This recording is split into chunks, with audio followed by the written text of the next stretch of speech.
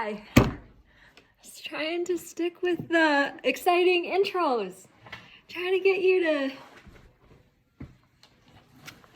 stick around. I feel like I'm smooth.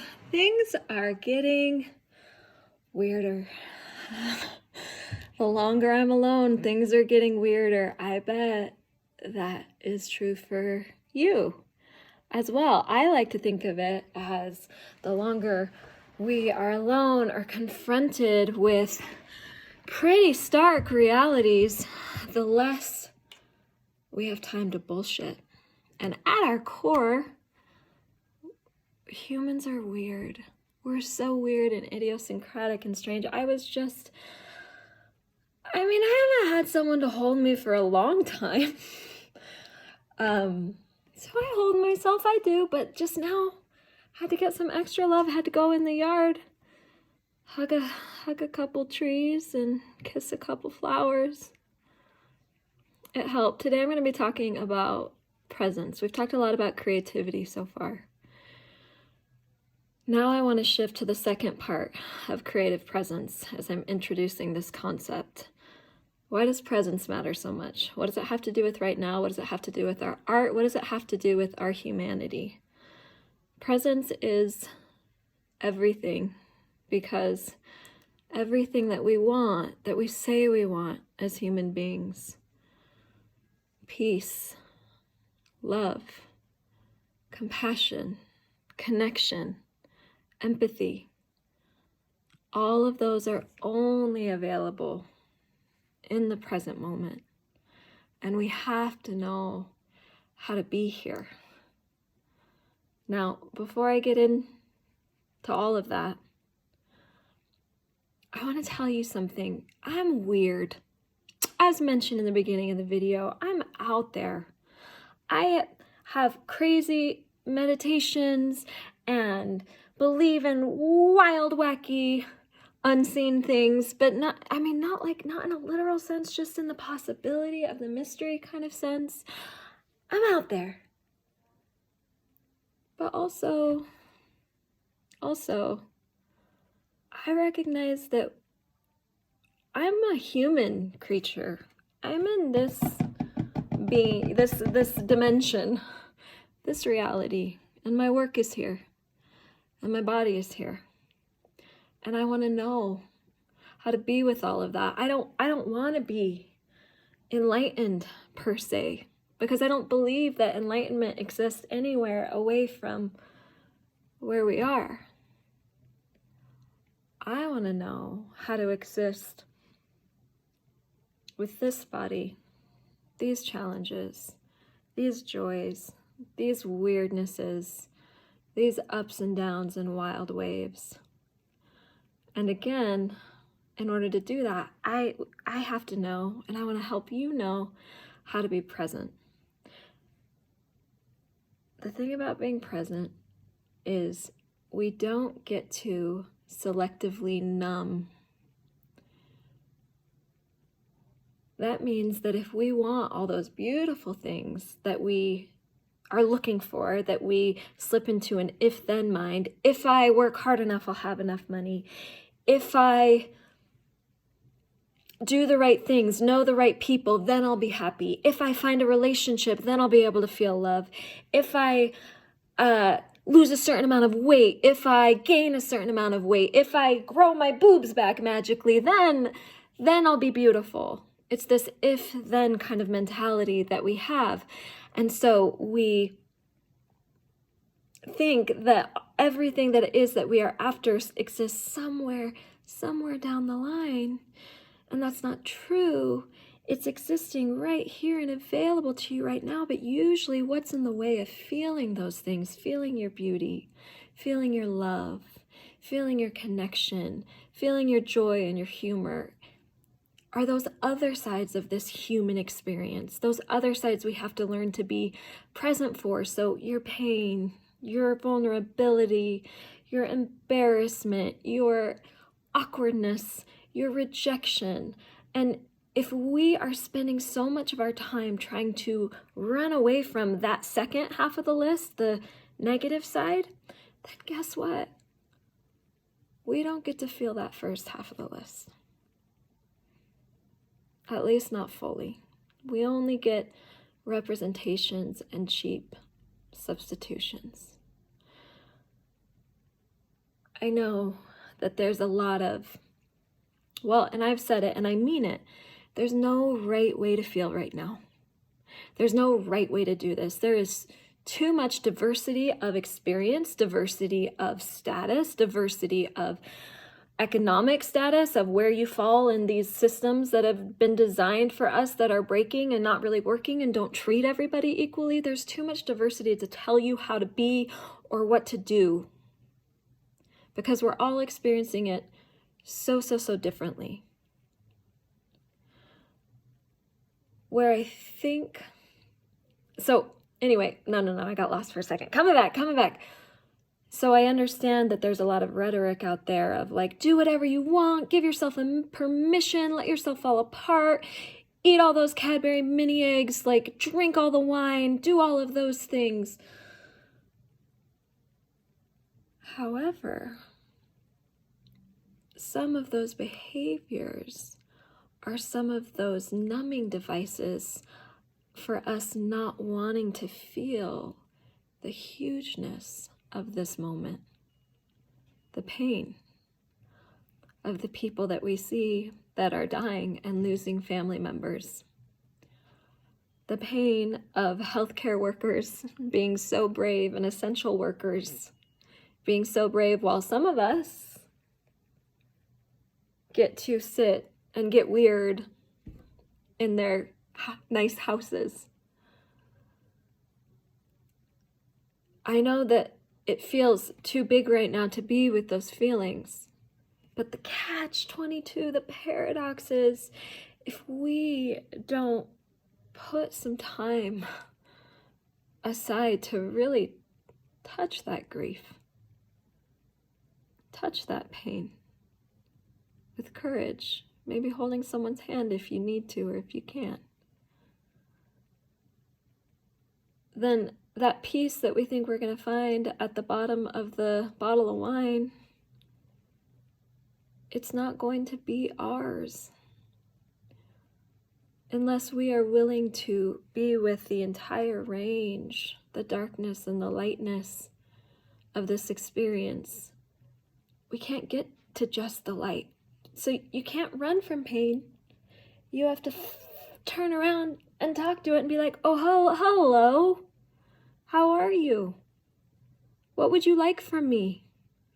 What do you need? Where do you come from? And bonus, you can try to find it in your body. You can feel if that tension's in your shoulders and needs to be rubbed out, or if it's in your throat because you need to say something, or if it's in your, I don't know where, but you need to cry. And if you can have the courage to be honestly with the grief of whatever it is you're experiencing, then you've got a way better shot at getting to the feeling of connection and the beauty and the love and the empathy that's also existing simultaneously with the darkness of this moment. When I was, I've talked already, if you've been watching this series, why, it feels like you're having a great hair day, and then you turn on a video and everything gets topsy-turvy.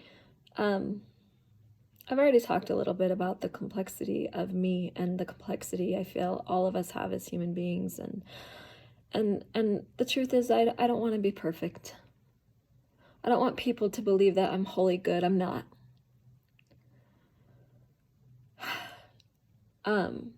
But I do tend to fluctuate wildly between these extremes. And there is this kind of relentless conditioning in me, and conditioning in a lot of us, and maybe it's even an inherited genetic thing like it is in my family, but it's this this sort of shame-driven perfectionism that manifests in surprising odd ways, and I've got this rebel in me, and every once in a while when the rebel gets too crazy and she does something too wild, you know what happens? Then that other personality that's a cast member inside this whole Yan business, she shows up and she starts like slapping her whatever, this part of this hand into the other hand and saying, hey, we got to rein this in. And then she starts to get real perfectionistic and real control-y like. For instance, freshman year of college, made some questionable choices, as I secretly believe we are all designed to do, that rebellion is kind of a necessary stage of development in youth, but I digress. Made some wild, crazy choices. And then the next year after that, trying to, because I was brought up so conservatively and in a religion, the term that the religion used for it was repent for those decisions. And I started to cling to this moral code of just having to do everything perfectly. And I became absolutely unbearable. I would go to the mall and all I would do was point out and accuse and call out the consumerist culture and judge everyone around me. And one time my brother Brett, he was going out with a big group of friends and he asked me to go out and I fucking lost my mind on him. He asked me to go bowling with his group of friends and I was like, how dare you?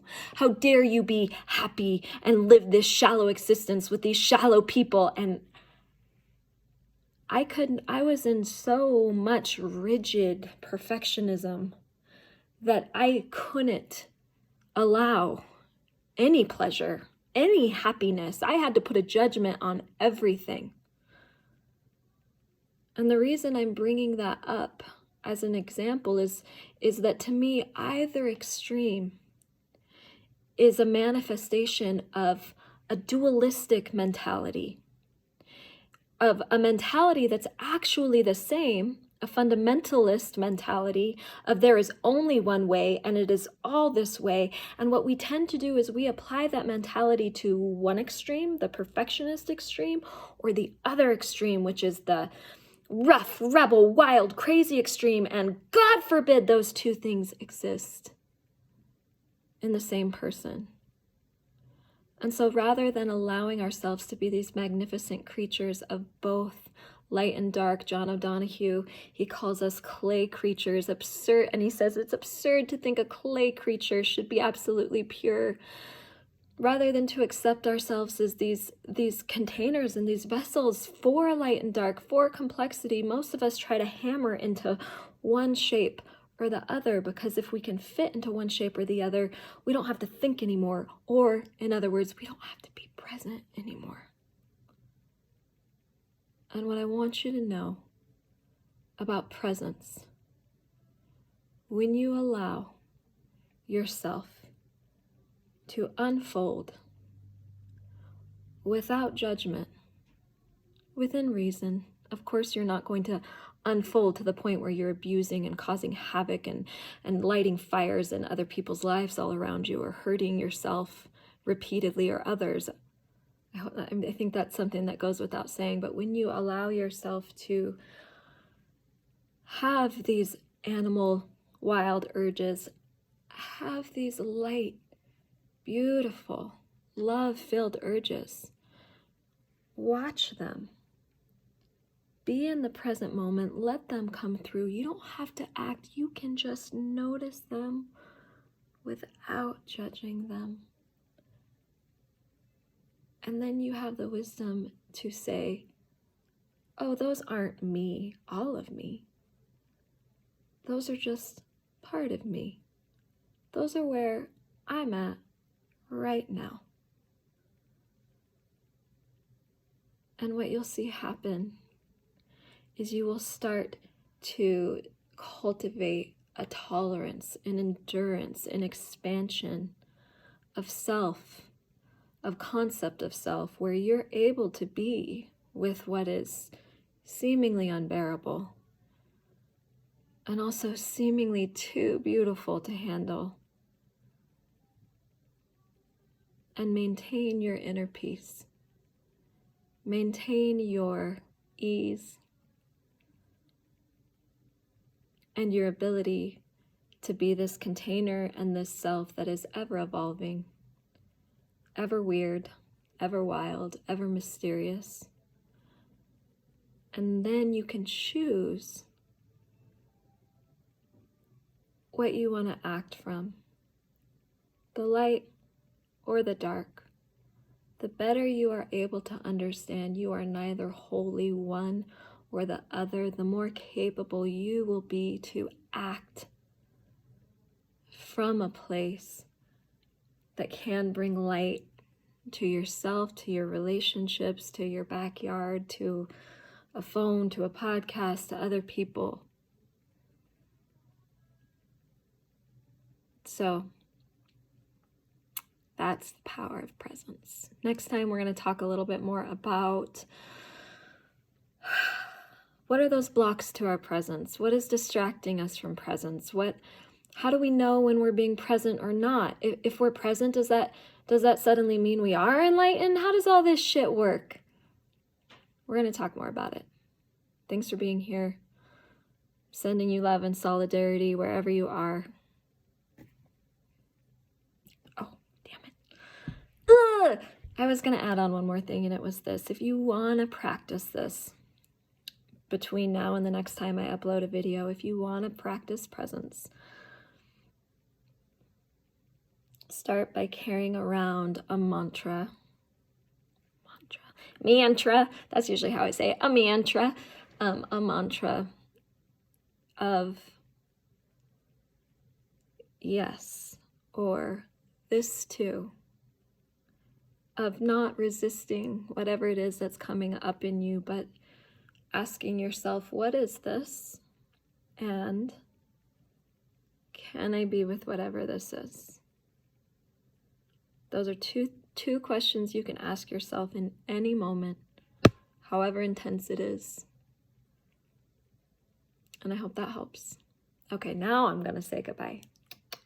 I was going to make up a catch-up phrase. I have this thing that my mom has where I say everything wrong, and I don't even know I'm saying it wrong, and you've probably noticed it 17 times before this. But by catch-up phrase, I meant sign-off phrase, like a catchphrase.